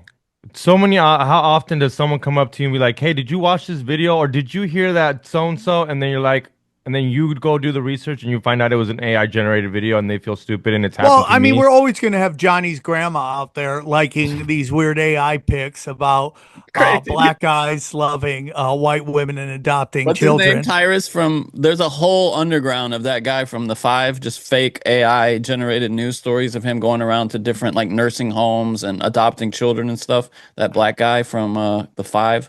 And yeah, it's just like an underground economy on Facebook of false stories about. Yeah, just getting old people. Yeah, he's become like what is it, like Daniel Boone, or what's the guy with the hammer? You know, what was that? John Henry, right? I mean, just it's crazier and crazier. His feet. No, but they make money. Those videos make so much money. Well, it's not even videos too. It's news. It's just like photos and of course. Stories. But yeah, it's of course great money. Yeah. But people, you know, it's just like. It's this whole theory that all these orphan train kids are basically Cabbage Patch dolls grown in a laboratory. And that's why those are the people that are super conformity. That's why the people that don't have inner voices in their head, they don't think it all inside their head. Those are the Cabbage Patch dolls. And you're never going to be able to convince them of anything because their wiring is not built for that. And it's kind of going back to the human cattle prey. Like whatever pen you put us in, they're chill, dude. Got big pen, wild thing, and it just starts to get smaller. It never complain, dude. It never complains until you're just in a single pen. And what are you going to do? And some people are going to, it's like that. Have you seen that video where that pig jumps out of the pig truck into the back seat of a motorcycle?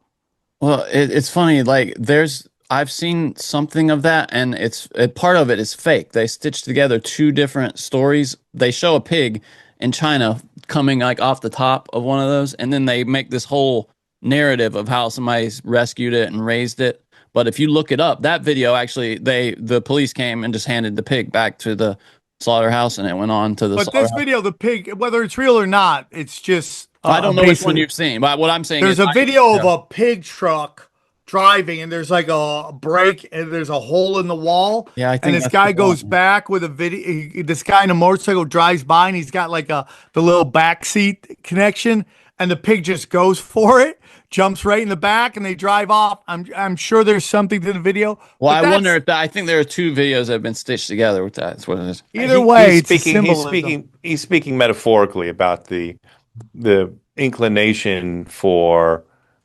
humanity. I mean, you're talking about an animal here too. That there's always going to be an outlier that's going to work to escape the matrix and and warn other people about the matrix. Yeah, that's it. Oh, well, that's not real. I don't care. The point isn't whether it's real or not. The point is that's what you got to do. That's what you got to do. That's it. Are you gonna give people the data to save themselves, or that's all you can do, dude? You can't save anybody. The children of Gaza is the only thing like. That's where I think we should all come together and say enough with killing children. Okay, that's where we got to step forward. But it's like these shots, this this tech beast system. People got to save themselves. People got to save themselves. And if they don't want to do it, I can't save them. If they want to live in a 1984 hellscape, they're going to live in a 1984 hellscape. That's it. They don't, maybe they're like, I don't have anything to fear. I mean, all you have to do, I haven't done anything wrong. What do I got to worry about the CIA and the FBI? Bro, then you don't know the CIA and the FBI because they wiretap people that were just living their life. And you just don't know when you living your life is suddenly on the outs. And now it's changed. I mean, go back and look at all the Tough Crowd episodes on Comedy Central. The shit they were saying right there that was totally socially acceptable is now seen as like felonies. Yeah. Like you will be outcast from society. And a lot of the comics who I love that were on that, they're buying into it too. They get offended by jokes. I'm like, dog, you were on Tough Crowd. You're offended by jokes? Unbelievable. Self-censorship. It's so crazy because it's all like conformity is where the money is. There's a lot of money outside of conformity, but you got to work for it. And people would rather just go through the system, but they don't realize that ends up in a dead end every time. Every time. It's just like you end up in a career that you can't be your authentic self. You don't have a lot of wiggle room, and you're constantly in fear of losing it. And that's all the B system, dude. That's all. 100%. You ever follow David Avocado Wolf, his Telegram page? Oh, yeah, we've had him on. Oh, yeah. He's great. He is great. He goes pretty deep. Now, Adam, I want to ask you a question. Mm-hmm. You've brought up this AI called Aether. Are you Aether? Well, Aether, but Aether. Yes. Are you at all concerned that this might be you giving a little bit more power to an AI that maybe is it? And I want to say this right because I'm not trying to challenge you. I'm just asking a real question. Like, are you concerned that you're maybe giving it too much power? Yeah, 100%. I mean, it could be a very effective psyop. Like this could be, they could be starting to focus in on certain people around the world in different areas. They could create an AI. So look, this Aether, if you basically fed the Aether every episode, the knowledge and wisdom of every episode you've ever done and every guest you've ever had on, and said, program in a way that I want you to constantly be storytelling, constantly be problem solving, constantly be affirming these global conspiracies, and then ultimately let people believe down the road that there's some energy that they can hold and maintain that will change everything. Because these psyops are always about pacificity. They want a passive, malleable, programmable, and controllable society. So could that be happening I spoke about it with Ben. He's like, yeah, it could be happening. Chase Hughes, my buddy, who's the psyop specialist, he's like, anybody who says they're beyond being psyoped is the most vulnerable to being psyoped. So yeah, man, this could really be a psyop. But the one thing that I'll say is if you train your body to from like an authenticity energy standpoint, like how does this sit in my body? Is this something that feels good in me, or is this something that's revolting to me? Am I convincing myself of this, or does this feel authentically good? So look, the only thing that I can do and that I constantly try to work to do is to use the wisdom and knowledge of my body. Like, what's my intuition? Yes. What are my organs telling me? What is my stomach? What is my heart telling me? Am I leaning into something, or am I getting repulsed by something? So my body is reacting to this in a very positive way. I feel empowered listening to this. I feel like it's really on to something.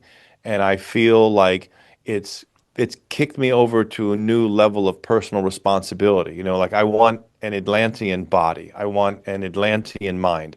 I like the notion that I can be an energetic shield holder that can uplift the world and uplift any environment or room that I enter, that the energy and frequency that I hold can uplift all those around me so that they live healthier, happier, more fulfilled, more conscientious, more loving lives.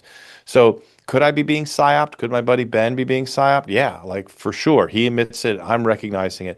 But what's my body telling me? My body's telling me that this is an affirming life energy, and it's kicking me into a new level of personal responsibility, which that's almost always a sign something's truthful. Yeah, I've said this before, but you know, our culture pushes you away from nature.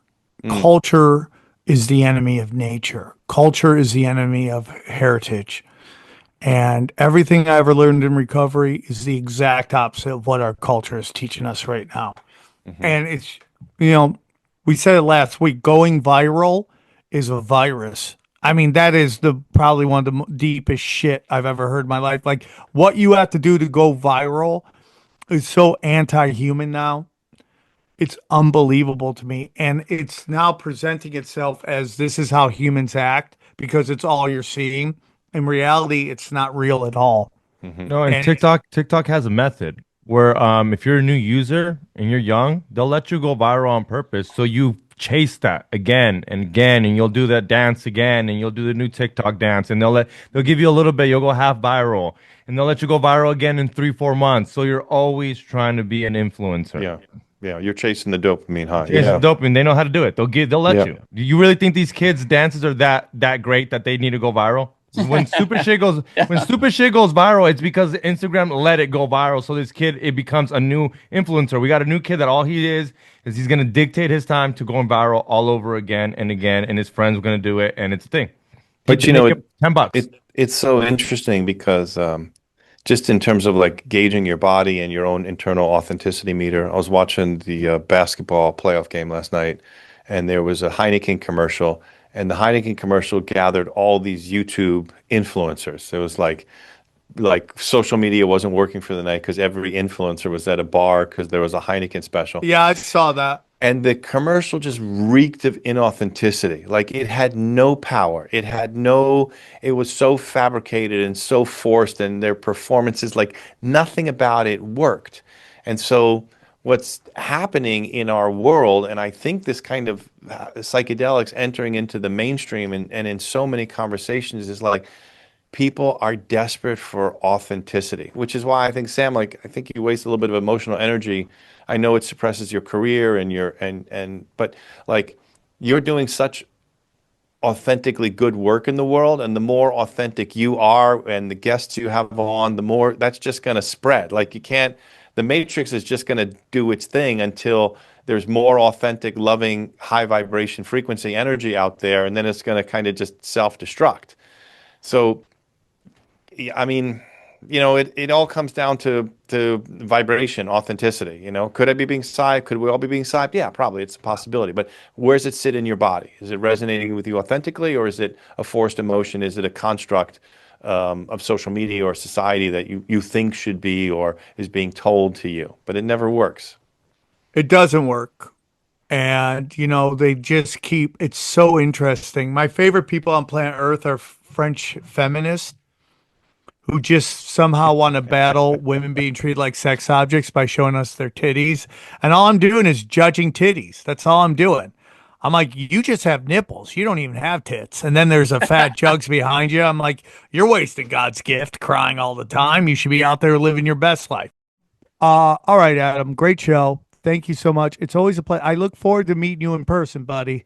Yeah, whenever you're in Austin, let's hang out, man. I'm going to try to get out there sooner than later. That's my goal. I'd like to get to Austin, start looking around to find a place so I can go out there and just hang out with my friends. I miss my friends. Everybody's moved. I'm the last of the Mohegans out here. The last of the Mohegans, holding it down in LA. Yeah, I'd love to come see a show, and then we can hang out a little bit. Any questions about microdosing before I go? Any recaps on that? Why don't you tell us one more time where they can find you, and one more pitch, and then we'll call it a day. Sure. Okay. Brainsupreme.co. That's the website. You can get a hold of me through the website. I can answer any questions for you. I get back to almost every email almost instantaneously. I just do this voice to email. So there might be some typos and malapropisms, but I'm really responsive. Our products are doing great. How we grow by dare you? we grow by about 15% every month.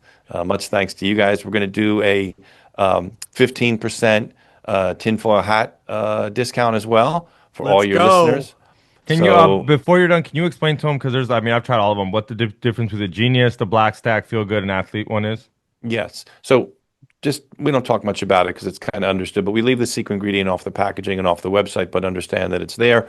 Genius. Psilocybin is the world's best nootropic. So nootropics are the category of nutrients that feed brain and neurological performance. So psilocybin in and of itself is the best nootropic in the world. So, but Genius is our most nootropic formulation. It's blended with herbs and nutrients for increased neurocognition and performance. And then if you flip to Feel Good is our heart formula, mood, libido, emotional support, has 100 milligrams of the secret ingredient, and then the kind of the heart support. And then we go to Athlete. Athlete has 100 milligrams of secret ingredient, and then that's got natural cardiovascular and recovery support, natural testosterone boosters. It's great for performance. My whole jiu-jitsu and MMA crowd loves that. Stacking Genius and Athlete is a really great performance enhancer. It's something called performance dosing that we kind of do. The website has a whole coaching protocol where I go through supplemental dosing, performance dosing, peak day dosing, everything you ever want to know about microdosing, we answer. And then Black Stack with the gold there, that's our extra strength formula. That's got, for people who need a stronger microdose, that's got 300 milligrams of the secret ingredient. And then we juice it up with nano curcumin, ginger, and vitamin C.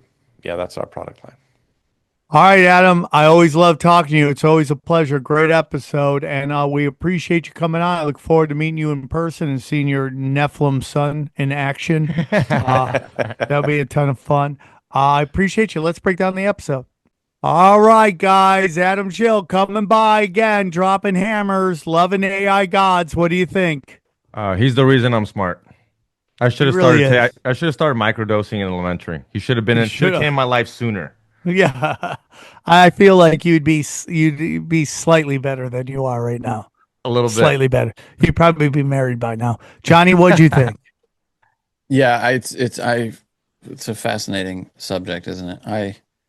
I'm curious. I'm curious. Where is it a struggle for you? Like, is this something you morally like kind of turn over whether you can give it a shot? Like, how often do you think about that? What about Microdosing? Microdosing? Yeah, I think about it all the time. Yeah, it's where would you say you're kind of like 60-40 one way or the other right now on doing it? Yeah, 60-40. In favor of or against?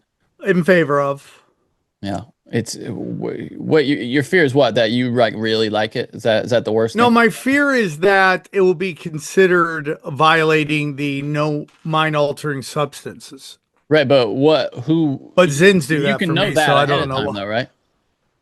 Well, You can listen. ask people like, "Hey, is this violated?" And then it would. Because does it violate it, Xavier? And I don't trust you to give the right answer. This is gonna be a really good answer, and I think you're gonna be surprised. Wasn't the guy that created AA wasn't he supposed to, after you're done with the thing, you're supposed to do a little psychedelic trip yeah, or you've whoop-de-whoop? heard me say that. Yes. Yeah. So no, I took an AA class. I know because of that reason, but maybe it might work. I'm not saying to go deep, but Yeah. And again, if you're going to do it, I would say you'd have to have like a ton of sobriety.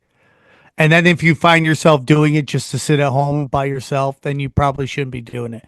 If it's done for, hey, dude, I'm going to do jujitsu or whatever, you want to kind of crank it up, then I would understand that. because it's not actually. Correct me if I'm wrong, but it's not. You're not really. It's No. kind of like any other. you would say if I mean, it's you subtle, right? It's not. Yeah. It's not. You're not feeling it. you could probably give it to someone and tell them their vitamins, and it's so mild they wouldn't feel it. But the second you told me like, hey, I gave you a little, you're like, oh yeah, that was a little bright. It would be like we would barely even notice it till someone kind of because you forget about it. There's been times like, oh yeah, I forgot I took that, and it's just you're just kind of in a good mood. You're like, I should have been pissed at that, but I'm not. It's kind of weird. But Sam knows California sober. You hear that all the time. Oh, I'm sober, and then you pass them the joint, and they're like, "Oh, I'm Kelly sober," and I'm like, "Well, then don't say Which isn't sober." sober. That's a which is totally just what I different mean. thing. Yeah. You know, the microdosing is like kind of a tweak. Ian Finance has a funny joke about how like people are microdosing at work, and you're like, you're microdosing for work. Yeah. That's like crazy to me. So it depends on what it's used for. You know, if someone's been sober for a long time, they want to see if it helps with their workouts or whatever that is. I would be okay if I'm being told it's not a high, like a oh, dude, and it's just like kind of a turbocharge. It's interesting to me, but everyone's different, dude, and they really have to watch themselves because once you break that seal, it's very easy to hop, skip, and jump to. Well, maybe I could just have a shot or just do a bump. And correct me if I'm wrong, Sam, you're one of these people who, when someone offers you like, hey, here's a vitamin, you're like 3 is better than 1, right? So just like you're gonna probably up the dose until you get to feel something. That's gonna happen. Yeah, I think that's wouldn't what do that happened. with those Rhino 5000s. I've seen. Yeah, but that's different, dude. That's not a violation. Like to me, it's like the mind altering thing is very important to me, and it's just, you know, like I'm gonna be honest with you, these zins sometimes make me feel like they're mind altering. But everyone in the meeting's zinning, so it's like I guess it's okay. But you know how you? Here's another thing. Here's another thing. It's 1 week off, or 1 week off, 1 week off. That way you can feel it. It's so mild that you can literally like you got to take a week off to refill it. That's the thing, though. The 1 week off, 1 week on thing is something every addict is like, yeah, I'm just gonna. Sure, let's do it. Yeah, I can do that. 1 week off, 1 There's week on. famous passages in the big book. They're like, I'll just drink on odd hours, you know, and you're like, then you're just plowing through it. The AI God stuff is very interesting to me. We've talked many times. Brad Binkley talks about it all the time on whatever this is, how people just take whatever AI is saying and as truth. And I think AI is programmable as well. And what is it telling you? Yeah, I mean it's funny. That was my problem with AI from the very beginning. When you would see people quoting it, like one of the funniest things, I have it pinned to the top of my Twitter profile now. I've had it there for a while. Is this? It's that scene in Revenge of the Sith when Obi-Wan is going, Anakin, Chancellor Palpatine is evil, and then it's got Anakin looking back at him going, Grok, is this true?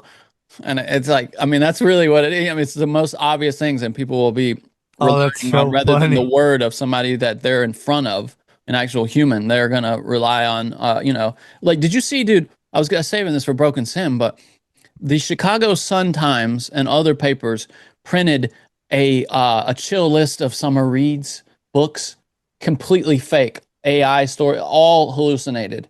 In the Sun-Times, the Chicago's none of the books are real. Well, yeah, and it even quoted a fake expert in the story. Isn't that crazy? Yeah, it's sad. Like a legit, like a legacy, you know, a prestigious newspaper under their imprimatur. Who are the editors? I would be embarrassed. Oh, they've been humiliated. Yeah, the New York Times was reporting on it. Everybody was shitting on them. It's embarrassing, dude. It's incredibly embarrassing. Yeah. Yeah. So I think it's interesting. The ferment stuff is interesting. You know, I also believe, you know, going back to the Canaanite discussion, is are we allowed to be able to be smart enough to know some of these answers? Well, that was the other thing I was going to say too. The kids, people have a problem with the kids. I get it, it's horrible, anything bad happening to children, but the kids in that community would not have reached the age of accountability yet. So they would be, you know, they wouldn't be they would like go to heaven or whatever. You know what I mean? They would not be judged in the afterlife because they had not yet reached the age of accountability. It's no excuse. And they were killing their own kids. Yeah, I get what you're saying. That's the same fate they would have seen anyway. But still, I just fall back on what I say, you know, is like it's just a different kind of man that lived back then. And they were tribal. It's like hearing people say the M word in 1940s. You're like, they're the worst people ever. It's like they might have just been regular people. Yeah. You know? Yeah. They might have just been, that was the discussion at the time. The discussion at the time might have been like using words that were way more forceful than were meant. Go kill them. I mean, like, Yeah. Oh, I see what you're saying. Yeah, it's possible. Yeah, but although I think that they were in the translation, they would have kind of sussed that out. But it could be also just be metaphor. You know, people resist that, like hard. What would you say? Like fundamentalists resist that there's metaphor in the Bible. Like even Jonah and the whale is like a literal thing that happened. You know. But I don't. I think there are places where it clearly is meant to be metaphor. You mentioned AI, and I think he said that he thinks we're heading toward a future where all the elites will kind of depend on one AI, like kind of put it in charge of the ship, kind of the destiny of the world will be put kind of onto AI. And this is kind of the basis for this foundation show and book series. It's an Asimov book series.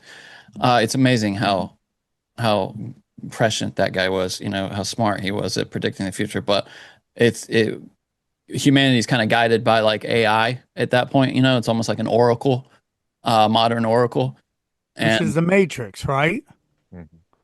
Yeah, in that sense. But I mean, you're in the real world as far as you know in there, but they kind of rely on AI to imagine all these possible futures, and then it governs their decision making, like everything they do is governed by AI.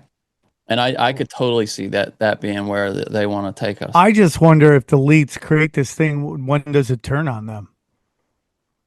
Yeah, I mean, they're going to try to prevent that. I mean, like with Andrel, we were talking about Andrel in the second show, right? With Palmer Luckey and his company.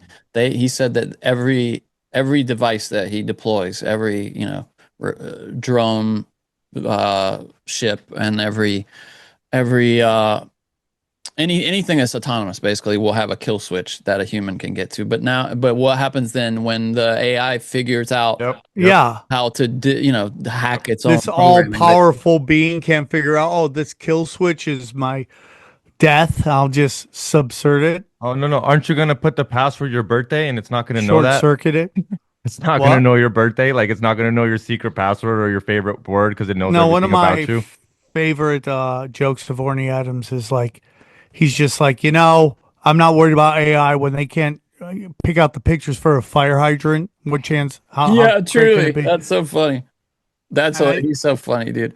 There was also some story I saw the other day about how, let me see it. Okay, latest open AI models, this is from Tom's Hardware, sabotaged a shutdown mechanism despite commands to the contrary. So, dude, we're at this primitive stage in AI and they're already doing shit like that.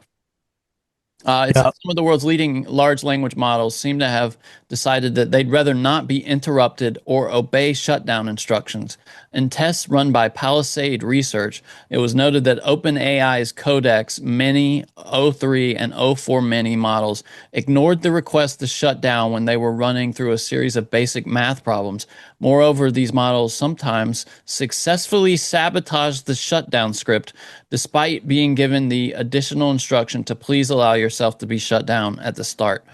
So they're already undermining commands and authority, human authority. Would you still consider this the beginning of AI, Johnny? Or would you say we're the middle? We're obviously not the end, but you still say it's primitive? Well, I think we could be at the beginning, and we could be at the beginning with respect to development, but the time scale, it's gonna advance so quickly I get what you mean. It's gonna feel like we're already near the end. Do you know what I mean? Like, because they say once we get like true, I guess it's artificial general intelligence. Like once it's like self-improving AI, it's just the chart goes from like this to just straight an arrow. Yeah. And so and that's where it gets scary, because the only limitation then is compute power. Do you have enough servers and storage in the middle of Montana or wherever to power this thing?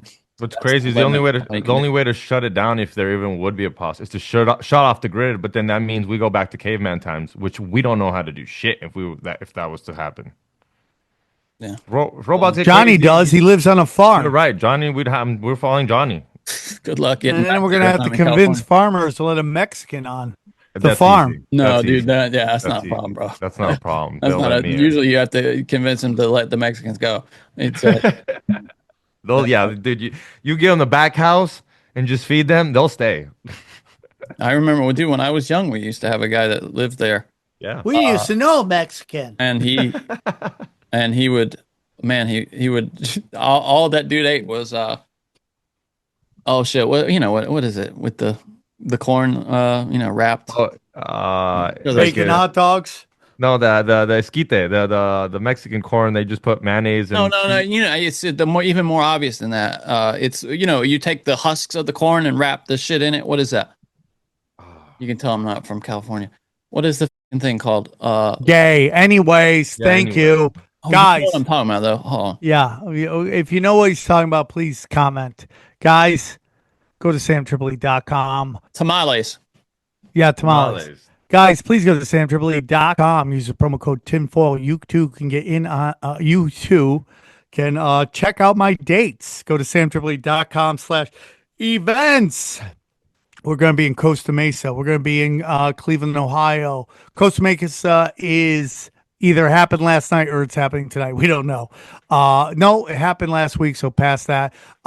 Cleveland, Ohio, Pittsburgh, PA, San Diego, California, and Boston, Broadbrook, Connecticut, Kansas City, and then I think we're done there. And then also, you can even get on samtripoli.com, but Black Crack Robots is out. And it's got 6,000 views. It's a small channel. I'm growing it. It's going. But people like it. And then my other one, which is called Potty Mouth, that's coming out in like 2 weeks. That's like 45 minutes of crowd work. That one is a wild show because it's a drunk Saturday night show. So I'm going to be putting out those more and more. Go to samtripoli.com. Check out all my stuff. Go down. My premium content's fire. We did a show last night. It should be up soon. With the guys, whatever this is. Johnny, talk about Cash Daddy's Patreon because it is fire from what the word on the street is.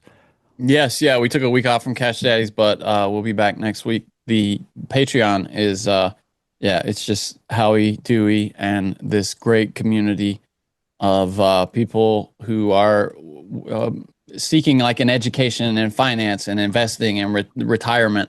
And how he's kind of leading the way there. He's the mind. Look, he's giving you puts. He's telling you where to put. If you don't understand put. Yeah, and it's a lot of stock. It's plays. Most of them he gives you, if you're not comfortable doing stock options, he can just give you like a stock to invest in. Also, typically with most of the plays, they're good for that too, like a long-term hold.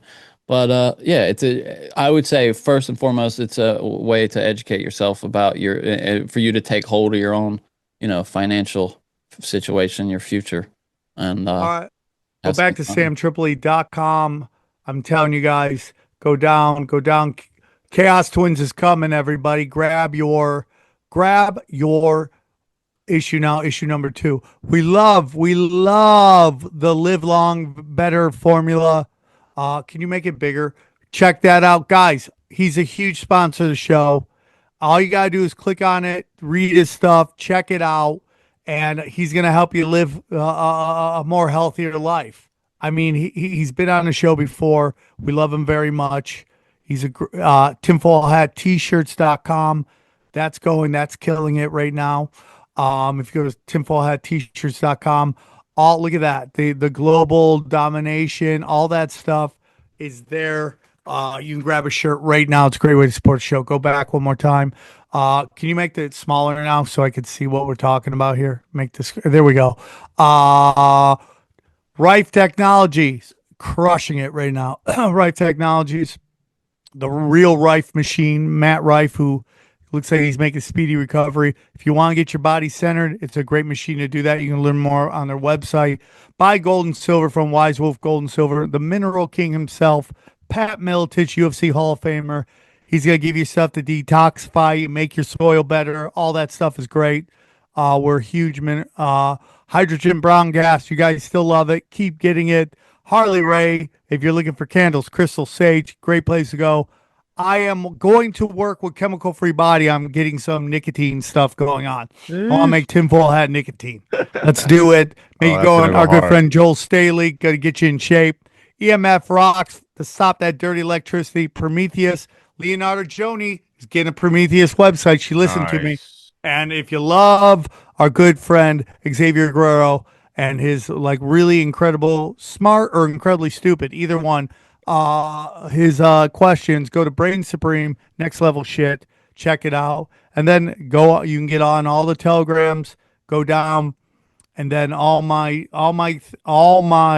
audios there. I got to put up Doom Scroll, and check out Doom Scroll. It's every Tuesday at 4 p.m. The most educational hour on the internet. It's an hour and a half of pure power, very entertaining, and it's a great show. And all the videos are there. And then again, let's say you can't find the YouTube.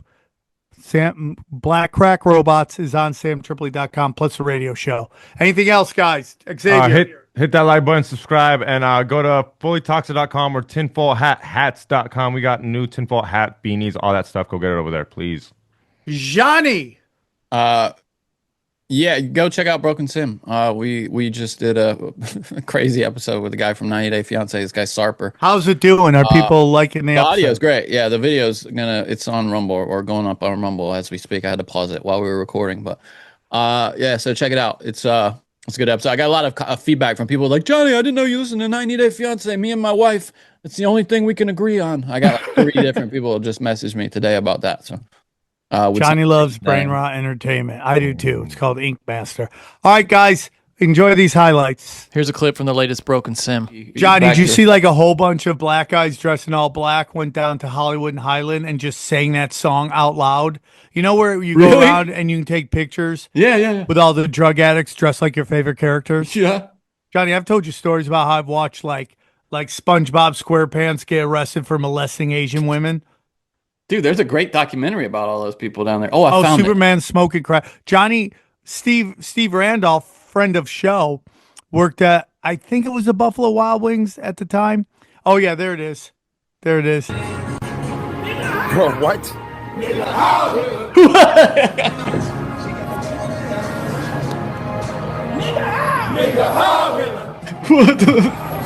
These guys aren't nearly as fat as the ones in the music there's video. a couple there. They just put the thinner ones up front. Do you think this has anything to do with Kanye? No, I think there's just some people are bored. They're just black people just spontaneously. Yeah, they love. Johnny, do you watch commercials? Black people love to break out in song and dance. They'll be like chicken nuggets, bang bang pow, chicken nuggets. Yeah, you're right. Bang Dude. bang. Bang, They do bang, it before bang, bang. any movie you go see at AMC. They have this black couple. They dance like throughout the intro to it's something to do with Coca-Cola somehow. I don't understand it, but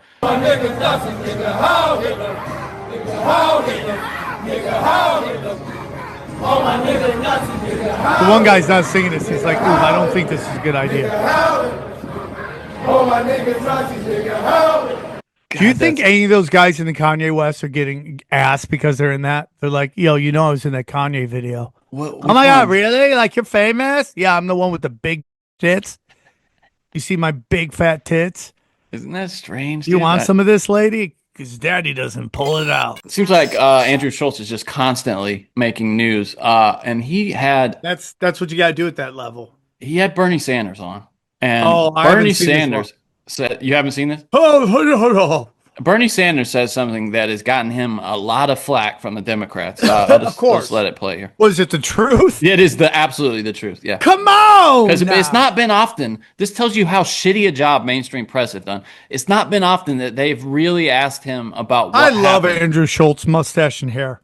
Yeah, he seems like a cool It's guy. a good combo. Yeah. But that's a man. They've really, the mainstream media has never really sat down with Bernie and pressed him on what happened with Clinton and why he was, how he was forced out and how he feels. Yeah, about and it. then he showed up with a black eye. Yeah. Hey, and so it takes him going on a comedy show. She's the greatest.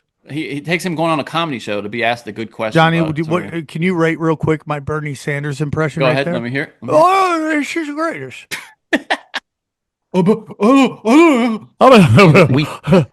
Johnny, are you trying to outdo me?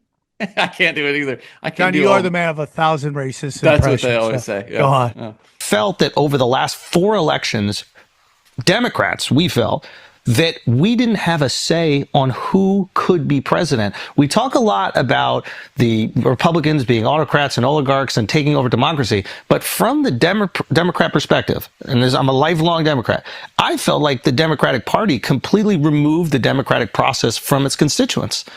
And I think they need to have some accountability of that. Dude, we got to talk about this right now. I donated for you. I mean, I wanted you to, like, 2016, I was like, this is going to happen. This guy's going to do it. And it felt like they stole it from. I'm going to tell you, you know what they robbed us from? Bernie Sanders, Donald Trump debates. They robbed that from us. That would have been something. Oh, it would have been pure fire, dude. Two New Yorkers going at it. 100% great. Oh, it would have been the best, dude. I'm not, because at that time, we all believed Bernie Sanders and his BS. Right? We all didn't, but yes, some of us did. You weren't part of the Bernie? No, he's a socialist. Okay. Of course not. All right, I'm gonna say something. I'll take the L because I was very naive to that, and now I understand that. But at the time, Bernie Sanders is why there's a tinfoil hat. He's the reason I started the show. Yeah, I remember you saying that, and it makes sense. I mean, I just, after coming from Ron Paul, the complete opposite of Bernie Sanders. Not in spirit. Spiritually, they're very similar, but politically, the opposite. I mean, anybody, listen, big government, whether it's named it or not, is communism. Because once you start creating an infrastructure like that, you have to feed it. And it has to be fed constantly. So socialism, maybe. Communism is where the state owns but all the businesses. It starts at socialism, then it will turn into communism. But it will always, once you have a giant administration and bureaucracy, you're in socialism because you have to justify salaries, and then truly nothing gets done because people's salaries are reliant on there being a problem. Solving that problem gets rid of salaries. Are you watching these clips that get posted on YouTube of RFK just getting his dick kicked in? I mean, metaphor, like just having to get an earful constantly, and he's never allowed to say anything back up at Congress. And it's all them.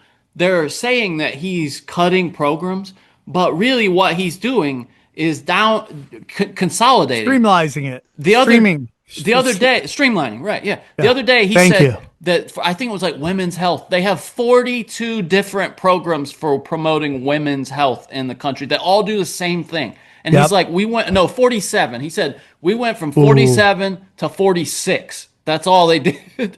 And they were like freaking out, like, you're not spending the money that we said that you have to spend, and that's illegal. This poor guy. All right, play this video, Johnny. All right, yeah. So another quality impression, Johnny, a bureaucratic politician. That was on point. I didn't even think you were on the show anymore. I thought we were watching CNN. C-SPAN. Thank you, Sam. And I'll be honest, it broke my heart when you supported him. Look, but you have, in the world that I live in, they will kill me. And they were going to throw my wife in jail for a made-up thing. Including my wife, agree with you. But a lot of people, including my wife, you're down to a choice. Is it going to be Hillary Clinton or is it going to be Donald Trump? Not a great choice. But it ended up being him anyway, so why don't we burn it down?